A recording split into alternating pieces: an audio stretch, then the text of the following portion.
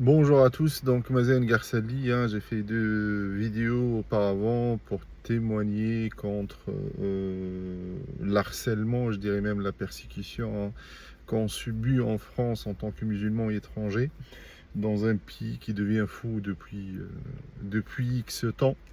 Je fais cette troisième vidéo, moi j'ai fait 2 vidéos avant en parlant de mes premières expériences à Lyon à l'époque, et après j'ai dit que je vais faire une vidéo sur mon séjour à Marseille, des vidéos par ville, mais l'actualité en ce moment m'impose de faire une vidéo parce qu'actuellement je suis à Montmarsan depuis septembre 2024. J'ai quitté Nantes, j'ai renseigné à l'université de Nantes, j'ai quitté Nantes sous pression policière. C'était voilà 3 ans, il y a beaucoup de choses à raconter, mais voilà, je viendrai là-dessus le moment venu, mais par contre voilà, puisqu'il y a des, euh, des choses importantes à raconter depuis que je suis ici à Montmarsan, dans les Landes, 40 000, et de faire un témoignage contre les services de renseignement, la DGCI plus particulièrement, qui sont en train de m'écouter, vu qu'ils mettent des mouchards partout, même dans la voiture, dans les Landes. Donc j'ai dit voilà que je suis venu septembre 2024. Comme ça fait plus de 20 ans, on va dire 21 ans maintenant, que j'ai affaire à ces criminels, à cette milice qui s'appelle la DGCI, moi, quand je viens dans une ville, vu que ma carrière professionnelle a été un peu largement hachée, gâchée, on va dire, par, par cette milice, ça change de ville tous les 3 à 4 ans. Quand je suis venu début septembre, il y a ce que j'appelle moi les petits signaux. C'est-à-dire il y a des petits signaux comme ça qui montrent est-ce que tu vas passer un séjour plus ou moins supportable dans cette ville ou pas. On commence quand tu viens dans une ville, la première démarche que tu vas faire, c'est de trouver un logement. Moi, j'ai pris un Airbnb en venant de Nantes pour trouver un logement ici parce que je commençais mon, mon travail, mon contrat le 1er septembre. Et on quitte pas une grande ville comme Nantes pour venir dans une petite ville comme Marsan. On fait l'inverse généralement. Si on n'avait pas des pressions à Nantes, mais il s'avère après que les pressions à Nantes, on ne peut pas les comparer par rapport à ce qu'on subit ici à Montmarsan dans les Landes. Mais bon, c'est la vie d'un musulman lambda dans un pays qui prétend, on l'a dit avant, être une démocratie au pied de droit, de machin, des hommes, quels hommes d'ailleurs. Mais bon, après, ça je l'ai déjà évoqué, on va pas revenir là-dessus. Il y a beaucoup de masques qui tombent depuis 2 ou 3 ans. C'est-à-dire ceux qui d'habitude ils voient pas clair, maintenant ils commencent à reconnaître la vraie visage de ce qu'on appelle le monde occidental. Donc quand je suis venu début septembre, j'ai commencé à chercher un logement, ce qui est quelque chose de normal. J'étais dans un Airbnb. J'ai visité un premier logement. Le logement me convenait, mais la dame, elle était un peu spéciale. C'est-à-dire, elle me posait des questions, si je dis voilà, de quelle origine, étranger, vous faites quoi, vous travaillez, oui mais moi j'ai une fille qui a fait un CAP, je sais pas quoi, coiffure, esthétique, elle n'arrive pas à trouver, bon je dis là, je lui dis voilà, si vous voulez que je vous envoie mon dossier, il n'y a pas de souci, si vous voulez pas, je vous l'envoie pas. Non, elle m'a dit ouais, on va envoyer votre dossier, etc. Mais cet appartement, je l'ai mis entre parenthèses dans le sens où j'ai compris que la dame, et elle n'a pas donné suite par la suite. Moi, sachant que voilà, je suis venu en CDI avec un salaire correct, plus ou moins, et elle n'a pas donné suite pour 40 mètres carrés ou 45 mètres carrés. Deuxième appartement que j'ai visité parce que j'étais dans un Airbnb, en plus voilà, t'étais pas stable, il faut trouver rapidement un appartement. Je vais voir le monsieur, il me donne rendez-vous chez lui. Dès que je suis arrivé à la résidence, il était dehors avec un badge pipe. L'accès au parking, c'est un parking privé. Il faut qu'il m'ouvre la porte de la résidence, du parking de la résidence, pour que je puisse accéder. J'ai dit merde là. Franchement, bah, ils n'accepteront jamais. Ce que vous savez pas, les services de renseignement, ils ont ça, pour venir dans votre appartement quand tu n'es pas là, c'est quelque chose de facile pour eux, mais ils ont une forme d'accessibilité, on va dire, quotidienne, qu'il essaie de la garder par rapport à un cible comme je le suis moi-même. C'est-à-dire, je m'explique, quand tu habites dans une résidence, ils préfèrent une résidence où l'accès est facile. Il n'y a pas de pipe, il n'y a machin, il n'y a pas de parking, on va dire, privé, etc. Ils viennent, ils entrent, parce que parfois, je vais raconter ce qui confirme ce que je suis en train de dire. Je suis entré, voilà, le monsieur, il a pris m'a fait visiter son appartement, etc. Il m'a dit, tu fais quoi? Je lui ai dit, voilà, je suis en CDI, voilà mes fiches de paie. J'ai ramené tout. Il m'a dit, oui, il n'y a pas de souci. Nous, on est là pour 2-3 jours, on nettoie l'appartement et on t'appelle pour signer le contrat. Le lendemain, vers 11h, il m'envoie un petit texto, il me dit, ouais, mais non, mais j'ai préféré notre offre. Alors que moi, quand j'ai discuté avec lui, il m'a dit, ouais, ça fait une semaine qu'on est dans l'appartement, lui et sa femme. Il y a une seule personne qui a visité l'appartement et que, voilà, elle n'a pas donné suite la personne. Vous êtes la deuxième personne. Il était même content parce qu'il voulait rentrer chez lui, je ne sais pas où il habite, vers Pau, dans les Pyrénées, je ne sais pas où, il n'habite pas dans les Landes. Du coup, le lendemain, il m'a envoyé un texto, il m'a dit non, ce ne sera pas possible. J'ai compris que voilà, cette main invisible, la milice, la racaille de la DGCI qui était derrière ça. Je visite un troisième appartement qui, moi, voilà, quand je l'ai vu, j'ai dit non, ça c'est pas possible parce qu'il était petit, mal aménagé, etc. Bon, j'ai pas donné suite. Le quatrième appartement que je trouve, parce que je suis né depuis septembre, il y avait peu d'offres dans une petite ville comme Marsan. Je prends rendez-vous avec le jeune qui louait cet appartement. Il m'a dit, ouais, mais voilà, mon appartement, moi, mon appartement, c'était voilà, un Airbnb. Et je voulais le louer, etc. J'ai dit, ouais, il n'y a pas de souci. J'ai visité. Après, j'étais obligé de le prendre, même s'il y avait beaucoup de vis-à-vis. C'est-à-dire, il y avait un immeuble à côté, un autre à gauche, un à droite, un à gauche. Plein de vis-à-vis. Le parking est accessible à tout le monde. C'est-à-dire, tout le monde peut venir, etc., entrer. Et il n'y avait même pas de badge pour la porte d'entrée. Maintenant, ils l'ont fait pour d'autres raisons, mais ils l'ont fait vers le mois d'octobre, vers le mois de novembre à décembre, un truc comme ça. Ils ont mis des badges pour entrer à la résidence, à l'immeuble. J'ai pris cet appartement qui, voilà, apparemment, il a été validé par cette milice qui s'appelle la milice de la DGCI. J'ai passé même pas 1 ou 2 semaines. Et le bal a commencé, c'est-à-dire la fête a commencé. Je rentre, par exemple, je vais le matin, comme aujourd'hui, là, à la salle de sport à 9h, genre 9h30, 10h moins quart. T'as une dame qui se met sur son balcon en t'observant, une dame à la retraite, parce que je suis parti la voir pour lui demander des explications. Elle n'avait pas d'explications à donner parce que voilà, elle est tellement protégée que voilà, elle fait ce qu'elle veut. Je lui dis pourquoi à chaque fois que je viens, vous me regardez, je descends mes courses, vous me suivez par le regard, etc. Elle m'a dit non, je suis sur mon balcon, je fais ce que je veux. Tu vas travailler le matin, pareil, à 9h du matin, c'est la même dame, à 9h moins 10 qui t'attend sur son balcon. 3 jours, 4 jours par semaine, tu rentres à 17h, elle est là. Tu vas faire un petit tour au parc ou prendre un café sur une terrasse, tu reviens, elle est là. Je suis parti la voir une première fois.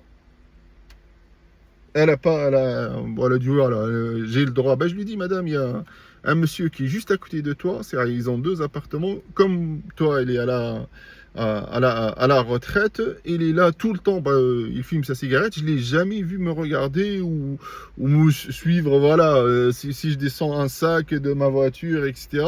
Et j'ai pas de problème avec lui, il est là, mais toi, c'est incroyable, on dirait une caméra humaine installée. installé juste pour me surveiller. Donc, ce que j'ai fait, c'est, j'ai dit, voilà, je vais l'éviter, cette dame. Je viens, au lieu de me garer, on va dire, sur ma place de parking, je fais un marche arrière, je me gare sur une place qui n'est pas la mienne, mais libre, hein, pour ne pas la voir quand je me gare et j'entre à ma résidence. Pour maintenir le système d'harcèlement que cette milice qui s'appelle la DGCI, je ne vais pas le répéter 50 000 fois, ils recrutent, c'est facile pour eux, ils recrutent une deuxième dame, mais dans la même résidence où j'habite. Alors, moi, quand je me gare en face de l'immeuble, elle est juste en face de moi. Je viens, c'est la même chose. Je pars à 9h moins quart, elle est là, elle est au chômage, je pense, parce qu'elle est tout le temps là. Et je pense qu'elle est arrivée dans la résidence une semaine avant moi, une semaine parce que quand moi j'ai ramené mes valises, elle aussi elle a ramené ses valises. Donc elle était nouvelle, hein, on l'a installée une semaine avant mon arrivée ou une semaine après mon arrivée à la résidence. Du coup, elle a pris la relève de l'autre dame qui était en face. À chaque fois que je viens, la même chose, le regard. Eh ben, écoutez, ce que je vais faire, c'est je suis parti voir le commissariat de police de Mont-Marsan. Parce qu'il essaie un petit peu de montrer que moi, j'ai un problème avec la police. On l'a dit avant, on n'a pas de problème avec la police. Si vous avez un problème avec moi, une forme d'acharnement, on va dire, de persécution au quotidien qui ressemble d'ailleurs à votre histoire très glorieuse, je suis voir le commissariat de police, je lui dis voilà, il y a ça, il n'y a pas que ça. Ce que tu ne vas pas voir juste parce que tu as des voisins qui sont là, qui font un système d'harcèlement. J'ai commencé à avoir des choses qui disparaissent de ma voiture. C'est-à-dire, j'ai une serviette de sport, je le mets derrière sur le siège arrière. Je viens le matin récupérer ma voiture, il n'y a pas de serviette et je trouve le rétroviseur là qui est juste ici, c'est-à-dire complètement désorienté. Pour passer le message, on est passé dans ta voiture. J'ai dit merde.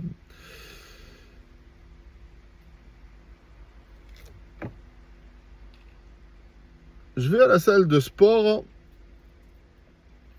faire mon sport en fin de journée. Tu as toujours un ou deux qui sont là pour, voilà, de loin, de te surveiller. Mais ça, à la limite, tu peux les ignorer. Voilà, tu dis, voilà, c'est des racailles utilisées par des racailles. On va pas trop. Je vais mon sport, je rentre chez moi.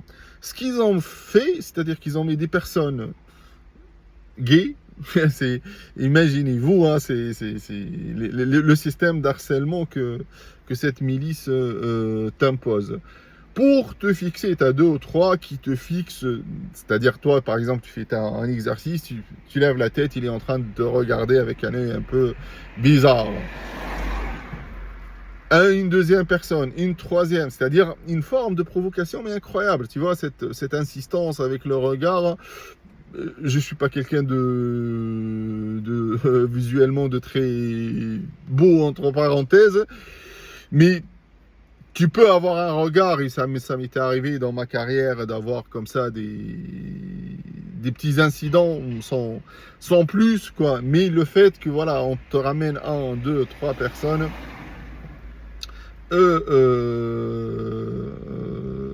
te fixer comme ça dans une salle de sport, c'est une forme d'harcèlement, voilà. Tu rajoutes à ça la dame qui va t'attendre le matin. On rajoute à ça, ça c'est du classique, on te fixe ta photo à la médiathèque, au supermarché, au travail. Tu commences à voir, parce que j'ai commencé à travailler dans une nouvelle structure avec toutes les difficultés que tu as quand tu viens dans une nouvelle structure pour pouvoir s'intégrer. Il y a des personnes qui vont pas t'accepter, ça c'est normal, hein, partout pareil, c'est pas en lien avec mon quotidien. Et tu essaies au maximum de garder des bonnes relations, et tu découvres qu'ils utilisent 1, 2 sur ton lieu de travail pour pouvoir te mettre une forme de pression. Du coup, je décide, je dis voilà, on va pas jouer avec ça. Ben, moi, j'ai quitté Nantes pour dépression. Je vais pas venir dans une ville où il y a rien, avec tout le respect que je dois à ses habitants. Il y a rien pour vivre ce que je suis en train de vivre.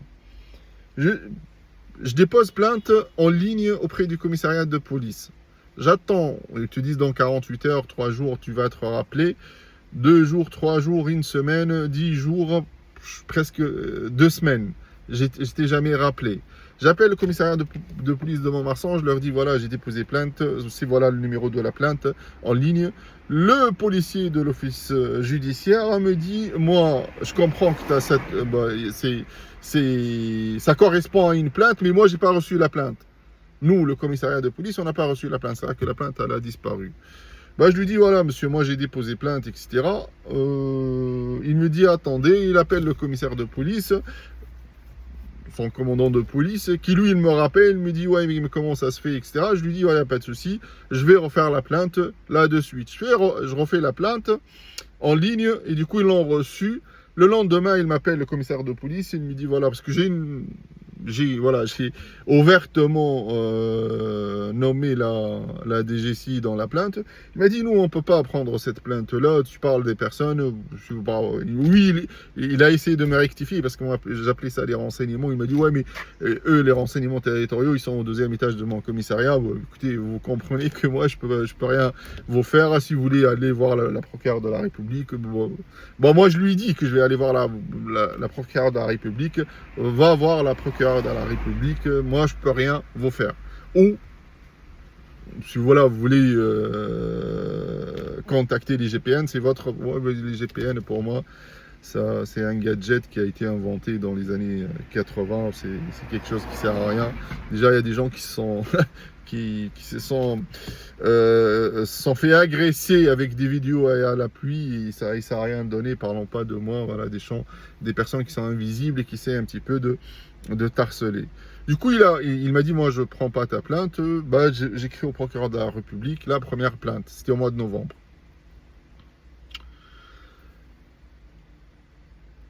Rien n'a changé, c'est-à-dire les mêmes systèmes d'harcèlement. Après, il y a une voisine, après, il y a une deuxième, après, il y a une troisième qui était à gauche. Bon, je peux citer les appartements. Maintenant, je connais les appartements, appartement 41, appartement 91, etc. Donc, tu as des appartements comme ça, c'est normal. Tu es étranger ou plus musulman dans un pays où il n'a jamais accepté ces minorités dans son histoire. Et les formes quant à, je dirais, cette culture de collabo, ça existe ici depuis des décennies. Hein. C'est pas quand il y avait des petits juifs, des enfants juifs cachés en Provence dans des petites firmes. C'est qui l'a dénoncé? C'est qui l'a dénoncé? Mais c'était les services de renseignement avec des voisins. Et c'est prouvé historiquement, c'est-à-dire ces gens-là, c'est pas, ils ont changé de fusil d'un épaule à un autre. C'est-à-dire la cible n'est plus, mais la cible maintenant c'est les musulmans. Bref, je continue ma vie. Je commence voilà à chercher dès mi-octobre. Hein, je l'ai compris rapidement. Dès mi-octobre, j'ai commencé à chercher un autre job dans d'autres villes. C'est-à-dire, j'avais même pas 45 jours que je suis ici. J'ai compris, parce que moi, ça fait 21 ans que j'ai une cohabitation forcée avec cette milice criminelle. J'ai compris qu'il faut partir. Mais pour partir, parfois, ils ne te laissent pas. Pour partir, ces gens-là, ils vont te dire, ouais, mais toi, tu viens de Nantes et on a une petite lettre de recommandation de nos collègues nantais. On ne va pas te laisser partir comme ça facilement. Et du coup, tu candidates, il n'y a pas de réponse concrète. Et ce qu'ils font aussi, c'est ça, c'est la première fois que je le vois. Hein, ça. Il y a des choses ici à Mont-Marsan, avec la DGCI de Mont-Marsan, que j'ai pas vu ailleurs.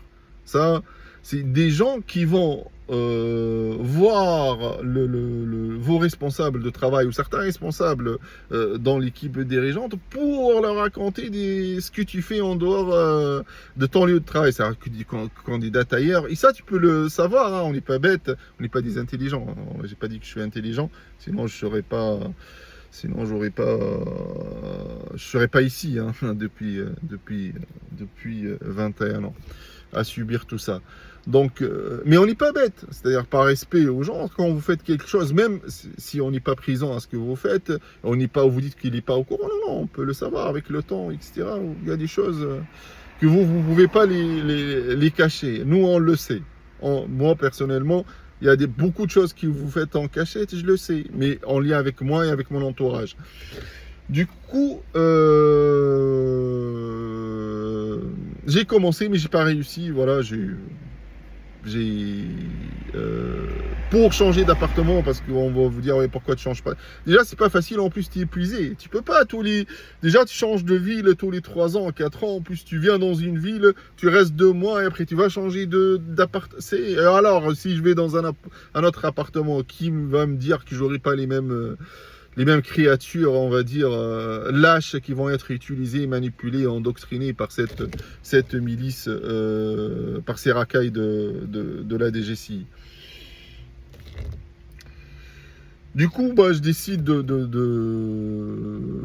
d'écrire au procureur de la République la plainte depuis le mois de novembre. N'a pas, voilà, j'ai appelé 2 mois après, je pense que c'était vers le fin décembre, au début janvier, et elle m'a dit ouais mais elle est aux mains des magistrats, c'était la secrétaire de la procureure, et vous aurez une réponse le moment venu.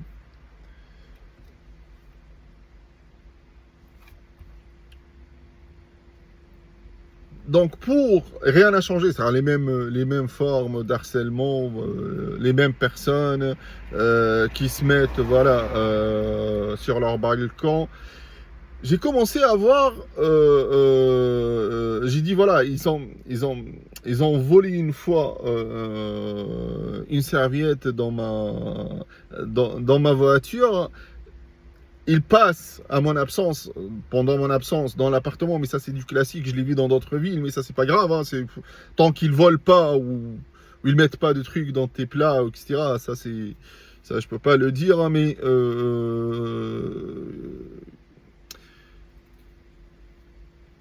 tant qu'il n'y a pas, on va dire, des événements graves. Je l'ai mis dans la lettre que j'ai envoyée au procureur de la République la première fois, mais il n'y a rien que j'ai remarqué de spécial. Fin mars, avant que je rentre en Tunisie, j'ai vérifié mon passeport tunisien, je l'ai mis à côté, et j'ai pris ma pièce d'identité tunisienne, je l'ai sortie. Il y avait un petit portefeuille et l'équivalent de 10 € tunisienne, de l'argent qui m'est resté depuis mon dernier voyage en Tunisie. Je l'ai sorti d'une valise et je les ai mises sur ma table dans ma chambre à coucher. Juste sur la table. C'était 2 jours avant que je parte en Tunisie. C'était fin avril, pardon. C'était fin avril. Je pars travailler, je rentre le soir, hein, je trouve pas le petit portefeuille. Je fais le tour, j'ai dit, ouais, mais il était où? Ben, il était sur la table, j'ai fait le tour, non, il n'y a rien. Je regardais à gauche et à droite, il n'y a rien. Ben, j'ai compris que cette racaille qui entre dans mon absence, une forme d'harcèlement en plus, parce que tu prends voilà, la petite pièce d'identité, j'ai mon passeport, mais tu la prends en plus, c'est une forme d'harcèlement. J'ai dit, c'est pas grave, je pars en Tunisie pour vider la tête, même si c'est pas facile de vider la tête là-bas en ce moment. J'ai pris je suis rentré de Tunisie, j'ai écrit au procureur de la République par rapport à un cumul de choses, dont voilà le fait qu'il entre chez moi et qu'il vole ma pièce d'identité.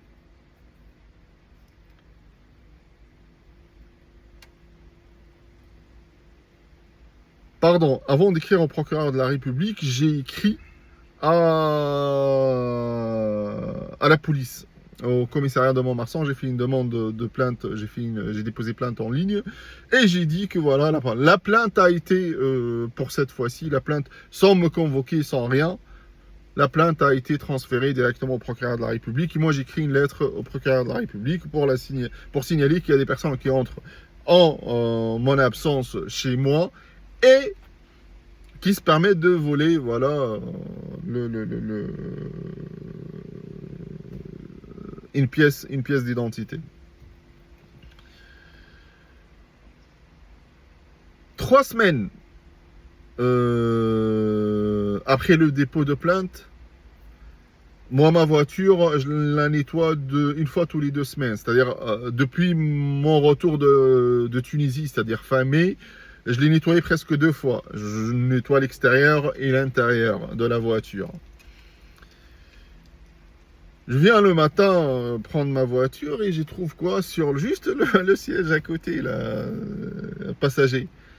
Le petit portefeuille avec la pièce d'identité. Mais vous êtes des voleurs, je vous le dis dans cette vidéo, vous êtes des voleurs, ça vous le savez, mais on va dire un peu honnête. Quand même, on vous l'accorde, vous l'avez rendu, vous avez la possibilité de ne pas la rendre, mais vous l'avez rendu, donc on vous accorde la DGCI de Montmarsan que vous êtes des voleurs, mais des voleurs un peu honnêtes. Et on va voir que vous montez au niveau, hein, voleur à criminel. Hein, vous n'avez pas attendu beaucoup de temps parce que cette milice criminelle avait quelque chose de très grave. Bref, ils l'ont remis sur le siège passager. Du coup, je l'ai récupéré. Je pense que voilà, peut-être la procureure ou le commissaire de police, il leur a dit ouais, mais il faut pas abuser. C'est très bas, c'est très lâche, c'est entre eux, ça, moi je sais pas. Mais après ils l'ont rendu la pièce d'identité. Moi entre temps, parce que je l'ai appris avec le temps, il faut pas que je ferme ma gueule. À chaque fois qu'il y a quelque chose qui se passe ou voilà ce type d'harcèlement, je prends des photos et je tweete au préfet de Montmarsan. Je pense voilà. Si vous allez sur un compte qui s'appelle Antalas GFN, je le revendique, Antalas GFN, je tweete ce que ces gens-là font. À chaque fois qu'il y a une forme d'harcèlement où je me sens voilà, très visé, j'envoie un petit tweet qui ne leur plaît pas. Et parfois, je mets les photos des voisins qui sont en train de me surveiller. Et je pense que ça l'a beaucoup agacé. Mais bon, c'est comme ça. Je l'ai fait à Nantes. Nantes, ils m'ont ouvert mes yeux sur une chose. C'est-à-dire tous les sacrifices que j'ai faits par rapport à ma carrière professionnelle, par rapport à ma carrière, ma vie personnelle. Elles sont parties pour rien en fait. Quand on ferme notre gueule, pour eux, on ferme notre gueule parce qu'on a peur de on n'a pas peur de vous. Hein. On sait que vous êtes des criminels, vous êtes des mafieux, vous êtes des milices, vous avez une histoire peu glorieuse avec des atrocités mais incroyables. Mais voilà, c'est pas nous, on n'est pas des violents, on n'a rien à se reprocher. Vous nous harcelez, on vous répond et c'est comme ça. Voilà, même je pense que la gêne que je vois parfois quand je dépose plainte auprès de la police ou quand un commissaire de police, un commandant de police, je vois la gêne quand je lui dis voilà, vous avez dépassé les Chinois et les Russes dans vos méthodes, il est très gêné, mais bon, c'est comme ça. C'est comme ça, parce que vous essayez de se cacher derrière « Ouais, mais on est agressé. » Oui, le terrorisme, ça fait 21 ans. Vous avez trouvé une petite phrase, même une demi-phrase, un petit mot de lien que j'avais avec, c'est pas le terrorisme, avec le conservatisme. Allez, on va dire ça, le terrorisme, on n'est pas arrivé à ce stade-là, mais le conservatisme, on n'a pas. Ça, on vit une vie normale, on fait du sport, on essaye de travailler dans l'espace voilà, que vous le maîtrisez très bien, vous ne laissez pas beaucoup d'opportunités. Et on n'embête personne, mais on est harcelé, malmené, persécuté.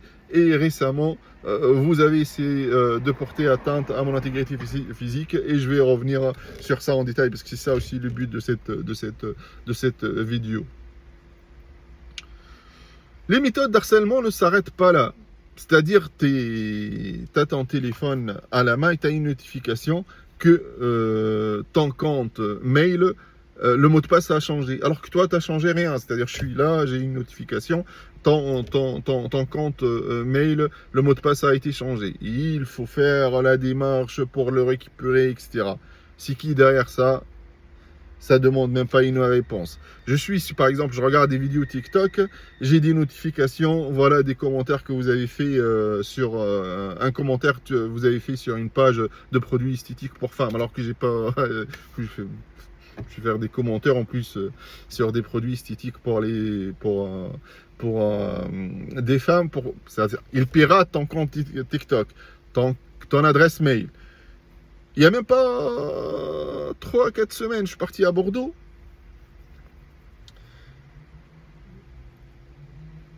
J'étais en train de faire le tour du centre-ville. C'est une ville que j'apprécie, elle est jolie, c'est une belle ville, Bordeaux.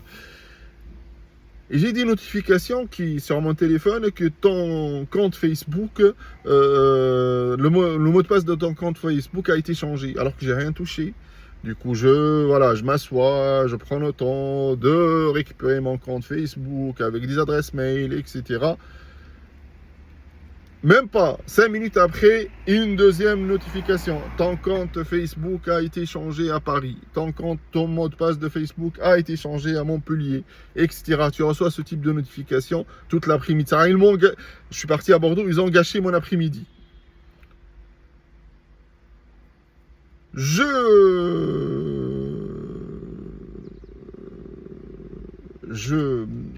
prends des screens de ces notifications et je dépose plainte en ligne. Le policier de l'officier judiciaire, et j'ai oublié de vous le dire parce qu'il y avait une plainte qui a été déposée au mois d'avril contre des passages clandestins. Par exemple, moi je dormais chez moi le soir. Il faisait chaud au mois de juillet et août parce que je ne suis pas rentré. Je dormais chez moi, je laissais le balcon ouvert, la porte, je ferme à clé, je laisse le balcon ouvert parce que voilà, il faut aérer, il fait chaud dans le sud. Et je me réveille le matin, je trouve par exemple que la porte a été ouverte, ça a ouvert à clé. Et les clés ont été détachées de la porte et ils ont été mis sur une table. Alors que moi, je ferme à clé, je laisse les clés. Une fois, ils l'ont fait. Une deuxième fois, ils l'ont fait. Une troisième fois, du coup, j'ai porté plainte. J'ai dit à la police de Montmarsan que, voilà, s'il m'arrive quelque chose, c'est vos collègues de la DGCI. Ils n'ont pas donné suite à la plainte. Ils m'ont dit, si vous voulez aller contacter le procureur de la République, faites-le.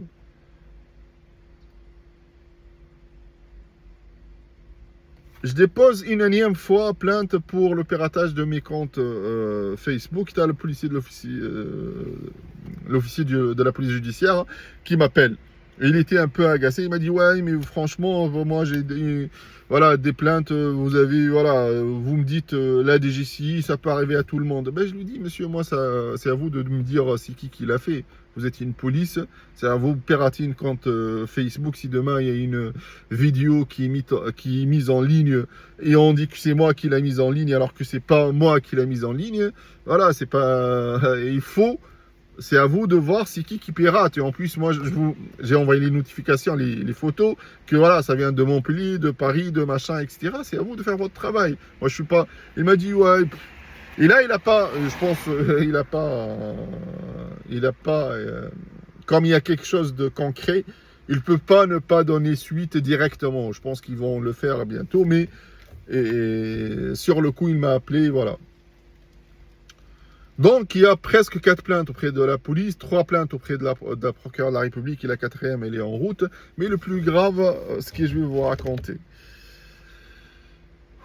Donc, je dormais, c'était samedi dernier, je dormais chez moi, tranquille, j'ai laissé le balcon, mais même pas, il y a un demi-mètre d'eau vert, hein. J'ai baissé le store, un demi-mètre d'eau vert, j'ai fermé la porte à clé, je me réveille le matin, et j'avais juste au-dessus de mes yeux une forme d'épicure de trou, avec un fond un peu bizarre, marron foncé, noir, et autour, je ne sais pas comment je peux l'expliquer, mais c'est les trous là où il y a, vous voyez les fourmis quand ils sont dans le sable, ils font des trous, et les alentours, tu as une petite forme qui se construit autour de ce trou. Moi, c'était comme ça. Je regardais, je dis, c'est quoi ça? Une insecte, j'ai jamais vu ça, moi. C'est pas c'est pas une piqûre, j'ai des piqûres et je sais à quoi ça ressemble. C'était très, très, très bizarre.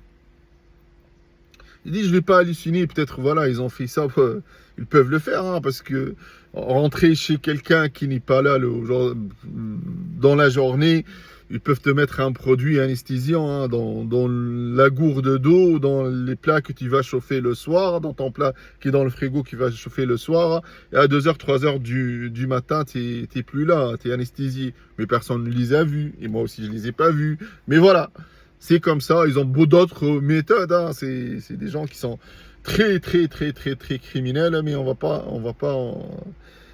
entrer dans les détails de ce qu'ils ont fait ailleurs. Je me concentre sur mon cas. Je me lève avec ça, je regarde, je dis voilà, il faut pas non plus parce que leur but c'est que de te casser moralement et l'harcèlement il est là, te casser moralement pour que tu finisses voilà à genoux. C'est leur but. Je dis voilà, il ne faut pas s'affoler, etc. Même si voilà, si je suis parti directement aux urgences, des gens comme ça dans une petite ville, ils ont beaucoup de logistique. Je dis de logistique pour ne pas dire autre chose. C'est-à-dire eux, quand ils préparent un coup comme ça, ils savent très bien qu'ils ils étudient très bien ce qui va se passer par la suite. C'est-à-dire tu vas aller voir le médecin, le laboratoire, tout ça. Et eux, ils ont beaucoup de logistique dans ce type de structure, hein, pour ne pas dire autre chose. Et je vais raconter des anecdotes quand je suis parti aux urgences avec les agents de la DGCI au sein du corps médical. Bref. Je dis voilà, je vais pas m'affoler. Si voilà, je sens quelque chose de normal, d'anormal, je vais aller voir un médecin. Le soir, j'avais quelques petits maux de tête, rien de grave. Hein. J'ai pris un Doliprane, quelques maux de tête. Le lendemain, j'avais la rentrée universitaire. Hein. Du coup, on a reçu les étudiants, etc. Nous, là où je travaille, ici à Montmarsan, on a fait une petite vidéo. Ah, et la vidéo, il y avait deux parties dans la vidéo. Il y a une partie où l'équipe dirigeante de l'école qui se présente et qui souhaite la bienvenue aux étudiants, quelque chose de normal. Il y a une deuxième partie où nous, par exemple, les enseignants, aussi il y a le personnel administratif qui se présente. Donc j'ai joué le jeu, c'est normal, hein, il n'y a rien de méchant. Le photographe, il vient, il me dit, voilà, tu vas faire une vidéo en marchant. D'habitude, on fait une vidéo avec une personne qui est, on va dire, debout, ce que l'équipe dirigeante a fait. À nous, il n'y a pas que moi, il y a des collègues enseignants et de l'équipe pédagogique qui, soi-disant, il faut marcher en parlant. Je ne vois pas trop la différence entre les deux. Jusque-là, rien de méchant. On accepte de jouer le jeu. Le photographe, il me dit, voilà, regardez, la vidéo, elle est bien, elle est super, machin. Hop. Je lui dis merci, etc. Le jour de la présentation, on l'a fait dans le théâtre, l'amphi du théâtre de Montmarsan. La Molière, je pense que ça s'appelle, je ne sais pas comment, ça doit être ça. J'étais assis, je regardais la vidéo, juste avant la diffusion de la vidéo, on a fait la pause, et là on a fait la pause. J'ai regardé un petit peu à droite pour voir les personnes qui bougent dans le théâtre. Il y avait le photographe qui était là, voilà, il prenait des photos.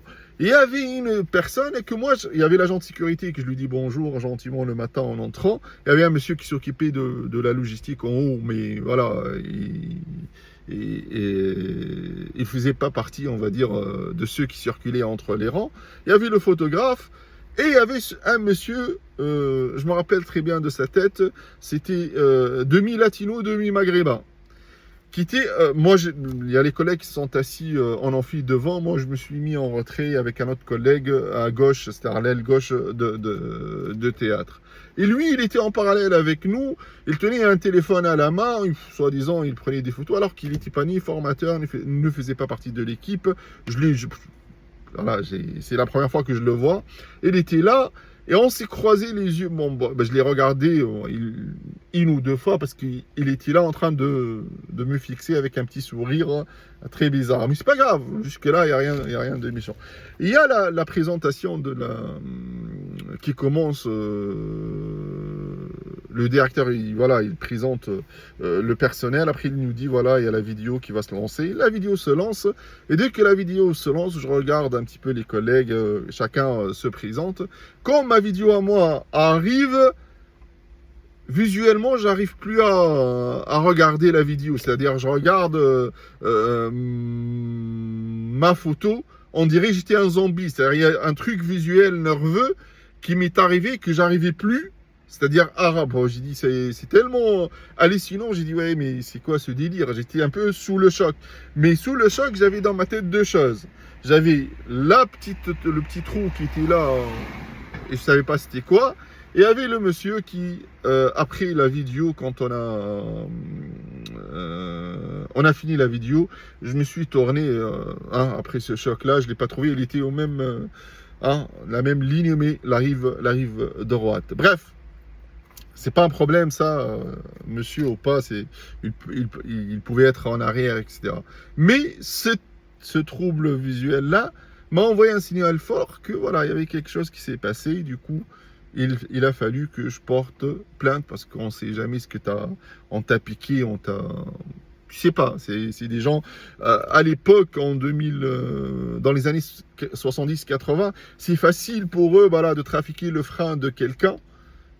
Il finit dans un trou sur une route, ou de mettre une petite gélule dans son café pour qu'il accélère une crise cardiaque.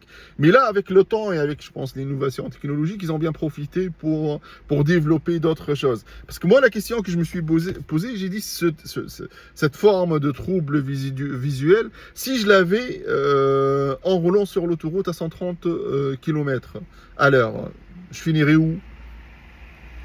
Si j'avais ces troubles visuels alors que je faisais une randonnée dans les Pyrénées, je finirais où? Si je faisais cette trouble visuel alors que je partais à la plage pour me baigner, je finirais où? Et après, ils vont dire, c'est une crise cardiaque, si tu es dans la voiture, ils vont dire, ouais, mais c'est endormi, il n'y a pas d'alcool dans ton corps et c'est endormi. Vous voyez le degré de gravité. Du coup, je porte plainte. Le jour même, je fais un dépôt de plainte en ligne et j'explique ce qui s'est passé dans les détails. Quand je dépose plainte, moi, tout ça, c'est pour garder des traces, parce que derrière, il n'y aura rien. C'est-à-dire, on sait comment ça se passe, c'est qui ces gens-là et leur dangerosité. Parce qu'on parle toujours je donne un exemple simple, de ces dictatures en Algérie, avec l'affaire Sansal. C'est-à-dire, si les services algériens voulaient se débarrasser de Sansal, ils lui mettraient une petite gélule dans son café, il finira avec une crise cardiaque, enterré en Algérie. Ni vu, ni perçu, il n'y aura aucun problème. Mais les Algériens, comme ils sont des personnes qui essayent aussi de passer un message, parce que c'est un État, quand vous nous critiquez, on est capable de vous mettre en prison. Nous critiquer, parce qu'ils ne critiquaient pas d'une façon, on va dire, intellectuelle. Non, il y avait de la haine, l'islam, les musulmans, les mosquées, c'est tout un message haineux qu'il détenait, ce monsieur. Et les Algériens, ils ont répondu par la prison. C'est leur pays, ils sont libres. Mais ils ont le courage de dire, nous, on préfère le mettre en prison que de l'éliminer. Alors que tu as des gens ici qui sont, peut-être, ils ont été éliminés, que personne ne sait qu'ils ont été éliminés. Peut-être ça a été maquillé en suicide, accident de voiture avec des troubles visuels, il est tombé dans les Alpes parce que voilà, il a glissé, et on parle plus de troubles visuels parce qu'on lui a fait piquer un truc, on lui a mis agrafé quelque chose dans sa crâne, etc. Donc ça, on est d'accord ou pas avec le régime algérien, ça je le mets entre parenthèses, ils ont le courage de dire, nous, ce monsieur, on le met pendant 3-4 ans, et on lui dit, voilà, qu'on n'est pas content de ce que tu fais, c'est moins hypocrite d'autres services qui, soi-disant des démocrates ou des républicains ou de je sais pas quoi, c'est la disquette qu'ils répètent tout le temps, et qui derrière, c'est des criminels. Donc, je porte plainte. 2 jours après, c'est-à-dire mercredi, il y a le commissaire de police. Et entre les 2 jours, j'avais surtout le soir, j'avais mal à la tête. Je savais pas pourquoi. C'est-à-dire, j'ai commencé à faire le lien avec ce trou-là qui était un peu bizarre.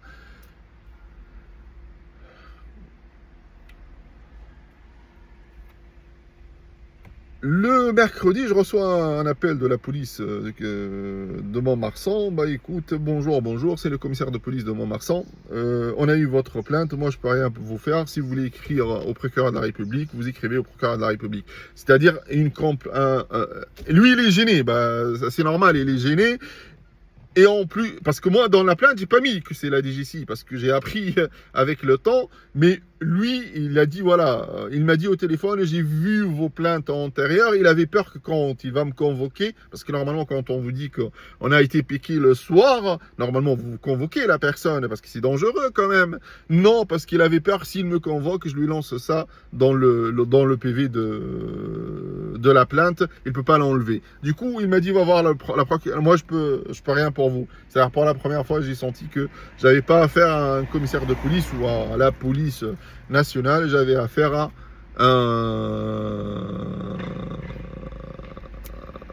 je sais pas moi, un salon esthétique ou un salon de coiffure peut-être. Quand il me dit, moi je peux rien faire, c'est quoi? Vous êtes quoi? Vous êtes un salon? Ben, j'appelle pas un salon esthétique pour prendre un rendez-vous. Moi, j'appelle la police parce que je suis en danger. Mais non, on vous dit non. On va voir la procureure. La procureure, la pauvre, elle va faire rien. Qu'est-ce qu'elle peut faire, la procureure? Du coup, voilà, il m'a dit, est-ce que vous êtes parti voir bah, je lui dis, moi, je voulais pas non plus entrer dans un panorama, une forme d'agitation excessive. J'ai plus l'âge à ça, moi, et en plus, voilà, c'est pas, je connais leur méthode. Moi, quand j'avais 24 ans, j'ai failli mourir sur une autoroute à cause d'eux, parlons pas maintenant. Et le lendemain, j'ai repris le même autoroute, donc c'est pas question de courage ou pas, mais on mourra tous un jour, mais c'est pas ça le problème.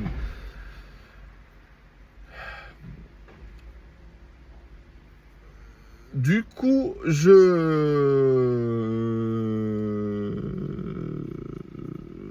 il m'a dit, ouais, mais est-ce que vous êtes parti aux urgences? Bah, je lui dis non, je suis pas parti. J'ai encore la trace du trou, mais voilà, je suis pas encore. J'ai porté plainte quand j'avais les troubles visuels. Les troubles visuels, c'était sur une séquence très très très précise. Et ça n'a pas duré, on va dire, 20, 30, 40 secondes, ça doit être ça. Le temps de la vidéo où je me suis présenté, pas plus. Hein. Mercredi après-midi, j'ai senti que j'avais mal. J'avais mal à la tête. J'ai senti qu'il y a quelque chose qui était bizarre. Et là, j'ai dit, voilà, il faut que j'aille,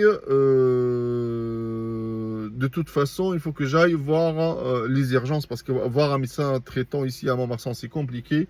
Et il faut un rendez-vous avec le médecin traitant minimum de 2 semaines. Je vais voir les urgences. Bonjour. Ils m'inscrivent. Il y a une dame qui vient me chercher. Je ne sais pas si c'est une infirmière ou une aide-soignante. Elle m'a dit, ouais, mais on vous a piqué. Ou bah, je lui dis, au-dessus de mon œil droit, là, j'avais un trou, ça fait 2 jours, etc. Elle s'approche, même pas, il y a même pas 15, on va dire, centimètres. Et elle regarde le côté gauche. C'est-à-dire que ses yeux, c'était sur mon côté gauche. Et elle me dit quoi? Elle me dit, oui, je vois rien, il n'y a pas de traces. Ben, je lui dis, madame, parce que moi, je sais comment ça va se passer. Je lui dis, madame, peut-être vous avez oublié vos lunettes. Et elle s'énerve, elle me dit, non, de toute façon, c'est le médecin qui va voir ça. Hein. C'est le médecin qui va voir ça. Je lui dis, il n'y a pas de souci, hein, je suis venu pour voir un médecin, moi aussi. J'attends. J'ai pas 10 minutes. Il y a le médecin qui vient me récupérer, me chercher. C'est une dame. que je la salue, hein, elle avait le sourire, hein, elle était souriante, très souriante même, hein, c'est exceptionnel. Elle avait le sourire, du coup elle me fait entrer, elle m'a dit ouais mais c'est quoi, Bum, oui mais tu vis avec des personnes. Moi je lui dis madame ça, moi j'entre pas dans le détail de ça, je sais pas avec qui ou pas, moi j'ai une trace d'un trou ici. Depuis, je viens mercredi, mais c'était constaté dimanche matin. Je viens vous voir parce que j'avais des maux de tête cet après-midi, ça ne s'arrête pas.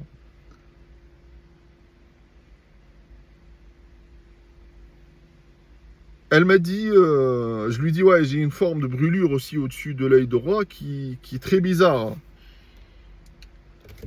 La dame, elle a même pas pris le soin de mettre sa main juste à côté ou de toucher.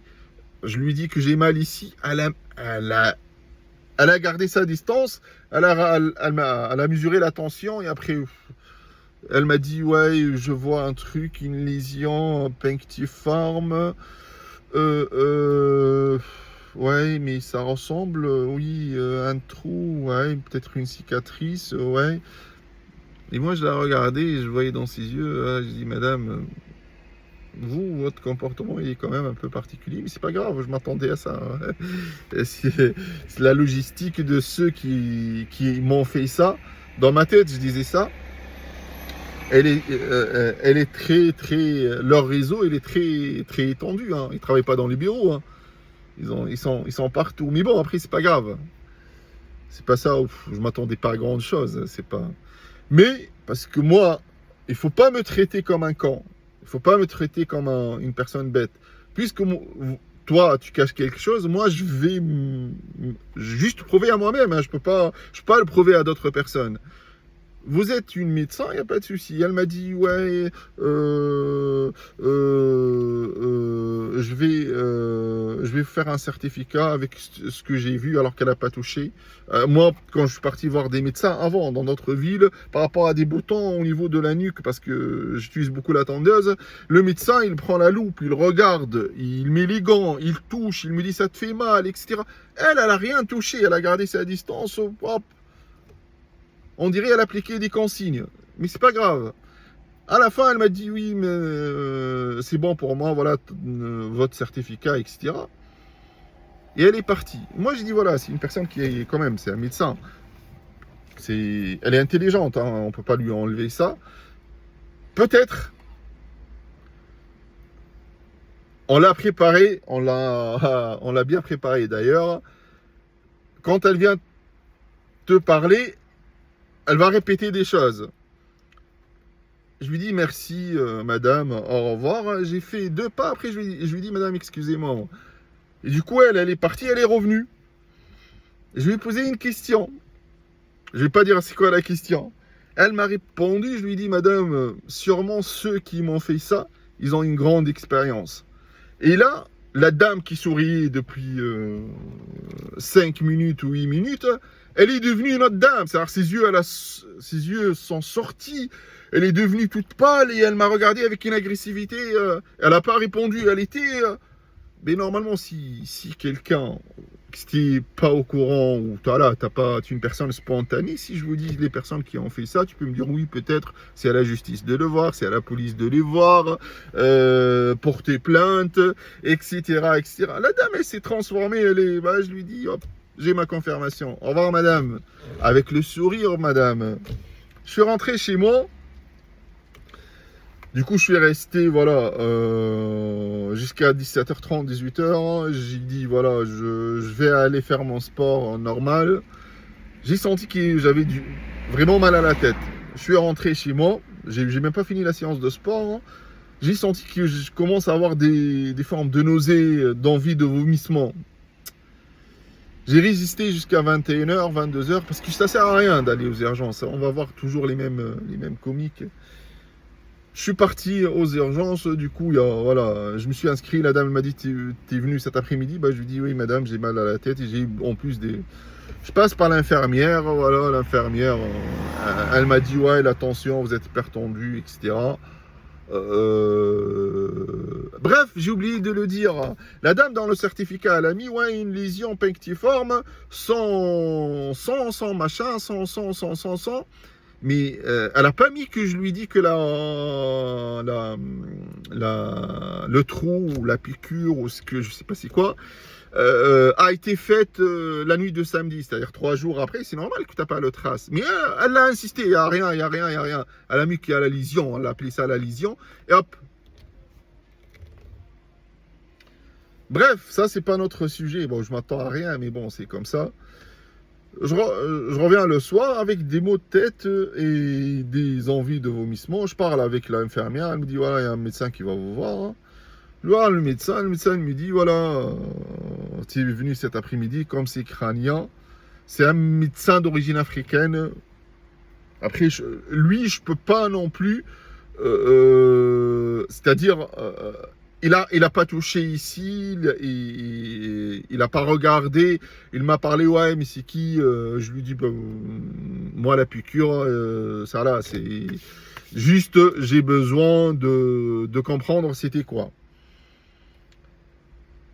Il me fait passer un scanner.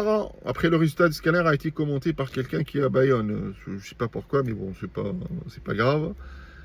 Il vient, il me dit, voilà, prendre du paracétamol, ça va te calmer la tête, etc.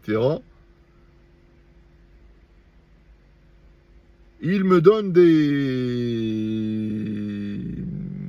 il me fait des analyses de sang, il me dit, voilà, tout est OK, etc. Il n'y a pas de souci, vous pouvez rentrer. Je rentre chez moi, j'ouvre le courrier qu'il m'a donné et je trouve un paragraphe qui est marqué dans mon dossier où c'est marqué que moi, j'ai dit au médecin que j'étais piqué par une personne qui habite chez moi intentionnellement. J'ai jamais dit ça, ni à celle de l'après-midi, ni à celle au monsieur qui était là le soir. On met dans mon dossier médical des choses que j'ai pas dites. Mais soyez quand même un peu prudents. Ne faites pas, voilà, soyez des bons acteurs, de bons comédiens, quand même.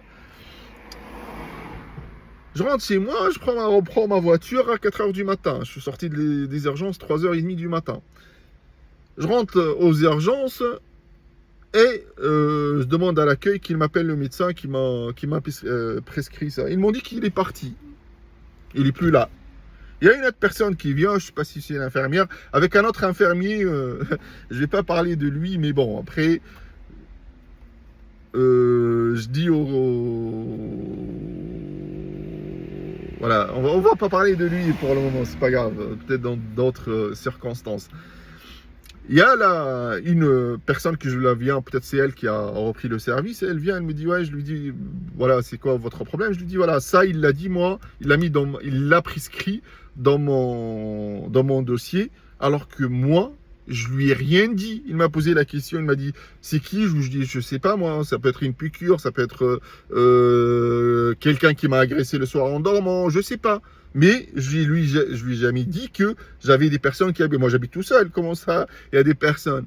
Elle me dit, ouais, mais peut-être c'est une erreur. Je peux pas la changer dans le dossier. Ben, je lui dis, non, madame, tu la changes. Et du coup, le temps a monté.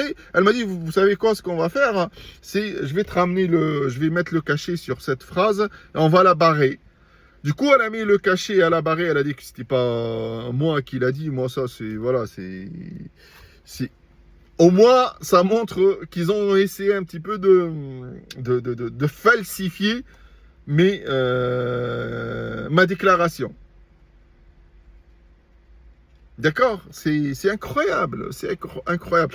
Et franchement, moi, dimanche, je suis pas parti parce que je sais, ces gens-là, voilà, ça fait 21 ans et s'ils ont fait ça, c'est qu'ils ont bien préparé le coup d'après. Ils savent très bien la date, c'est qui va être dimanche, lundi, mardi dans l'hôpital jusqu'à la fin de la semaine. Et ces gens-là, c'est normal, hein, quand vous avez un service de renseignement interne, ils sont partout, chez les pompiers, dans les hôpitaux, dans l'enseignement. J'avais un ami à moi, je le salue d'ailleurs, il me disait, ouais, mais nous, on doit transmettre. C'est-à-dire, il travaille avec eux. Il m'a dit, nous, on doit leur transmettre. C'était un franco-maghrébin.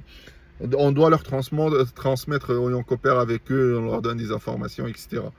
C'est pour vous dire, hein, ils sont partout, mais c'est leur travail, il n'y a pas de souci. Mais quand leur travail devient une façon pour voilà, maquiller ou camoufler les agissements criminels et mafieux, là, par contre, on le dénonce. Du coup, voilà, là, je m'apprête à faire une vidéo, je m'apprête à faire... à écrire au procureur de la République: si d'ici là je disparais dans un accident de voiture, crise cardiaque, je tombe en marchant dans la rue, ou j'ai des troubles de mémoire, etc. Ça, c'est la DGCI de Montmarsan française qui est à l'origine de ça, sans le moindre doute. On n'est pas en sécurité. Moi, ça fait 21 ans que je vis ici. J'ai vécu tout. Hein. J'ai vécu tout. Hein. L'harcèlement, les politiques d'abaissement, de persécution. On t'agresse, on t'envoie des voyous, on te fait on te provoque des accidents dans la route. À l'époque, à Lyon, on t'a tout fait. Et on est là. La peur, elle n'est pas dans mon camp. Et je m'affole pas. Voilà, je suis tranquille. Je garde le sourire et je m'affole pas. La peur, elle est dans votre camp parce que vous êtes des criminels. C'est rare que tu trouves des criminels qui dorment bien la nuit. Moi, quand je dis, voilà, quand on est agressé sur notre lit en train de dormir, c'est que vous avez dépassé même... C'est qui agresse des gens, des civils, chez eux, tranquilles, en ce moment, dans le monde? C'est qui? Il y a vous, il y a la junte militaire, les animaux de l'entité sioniste qui bombardent des enfants et des femmes qui sont en train de dormir. Il y a vous, il n'y a pas une troisième... J'ai pas vu même les criminels, parfois, dans les règlements de compte, il y a quelqu'un voilà, qui roule dans la rue, on lui tire dessus, ou sur une terrasse d'un café, etc. On n'a pas vu quelqu'un qui dormait, on l'a tué, on a essayé de l'agresser. Vous le faites. Et ça, voilà, cette vidéo, je vais la publier. Et si ça vous plaît pas, je pense pas que vous allez porter plainte, parce que vous êtes si lâche pour le faire, mais vous allez répondre par d'autres moyens. Et moi, je dis, voilà, mon intégrité, ma sécurité, c'est vous qui sont à l'origine de toute forme d'agression et de problèmes de santé, si je l'ai. Ah, je ne sais pas ce que vous m'avez piqué. Donc, ça, c'était voilà, une vidéo pour témoigner contre les agissements criminels et mafieux de la DGCI française qui sont en train de m'écouter avec leur mouchard là, dans la voiture. Donc, au moins, c'est dit. Allez, à bientôt peut-être. Au revoir.